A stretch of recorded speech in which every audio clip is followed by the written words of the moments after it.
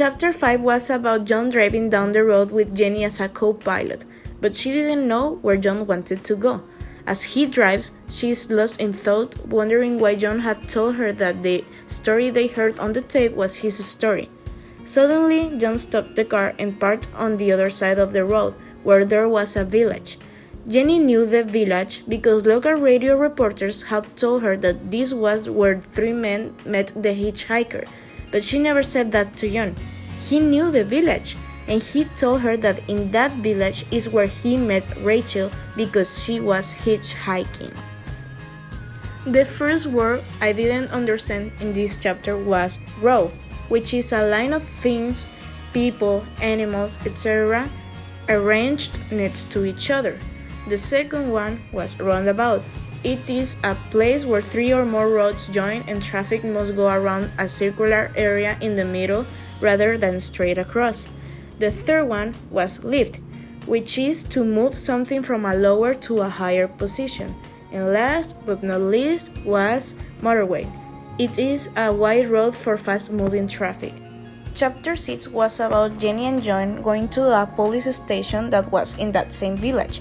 The policeman received them very kindly, and Jenny began to ask him if he knew the story of those three men who met a hitchhiker. The policeman, after a while, remembered he knew the story and began to tell them that on the night this all happened, it was raining very hard. All the people of the village heard a car accident. It was a woman who was driving and hit a tree.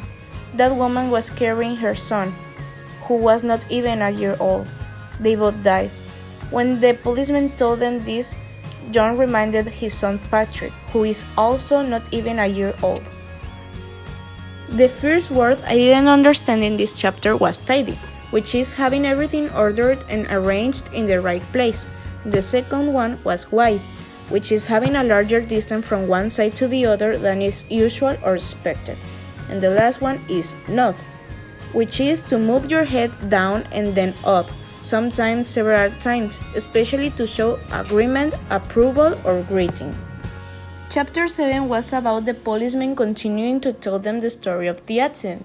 He said they were investigating the family of the woman who had died in the accident, but found nothing, only a woman who was very much like her that they assumed was her sister. The day of the accident, there was a woman who was not from the village, since nobody knew her, and she was only standing watching the car. They told the ambulance people to take her to give medical attention, but when they looked for her, they didn't find her.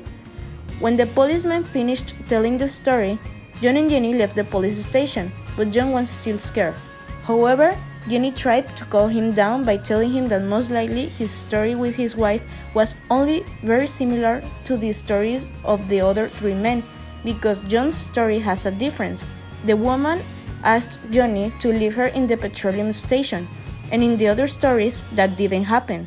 Jenny told him to go on vacation to Ireland with his wife and to hug her so he would be convinced that his wife is not a ghost. The only word I didn't understand in this chapter was suntan. It means pleasantly brown skin caused by being in hot sun.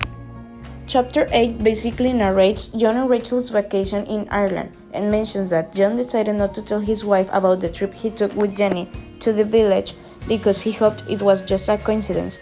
And John says he went to the beach where there was a pool made of rocks and took a nap, but unlike his regular naps, he couldn't rest very well because he was thinking of what had happened in the village.